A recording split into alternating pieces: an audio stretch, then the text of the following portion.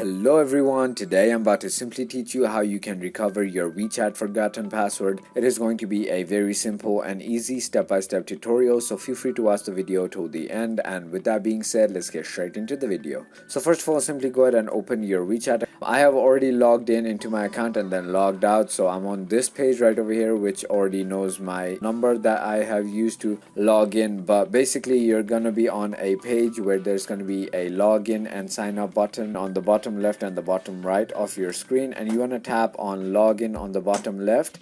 And once you have entered your Facebook ID or basically your WeChat ID or your phone number, you're going to be on this page where it asks you for a password. So simply what you want to do if you forgot your password is go ahead and tap on enable login down here if you are linked with your email on your phone.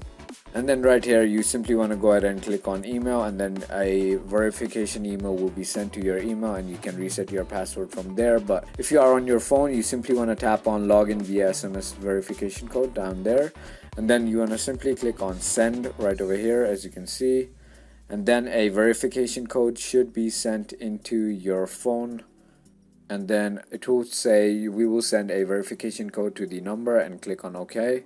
Finally, as you can see, you can copy the code that is sent to you and then paste it right over here as you can see, and tap on login. And congratulations, you have successfully recovered your WeChat forgotten password and basically got into your account through SMS. But if you still want to completely change your password to a different one, just go to me, go to settings, and then simply on account security you want to go ahead and tap on password.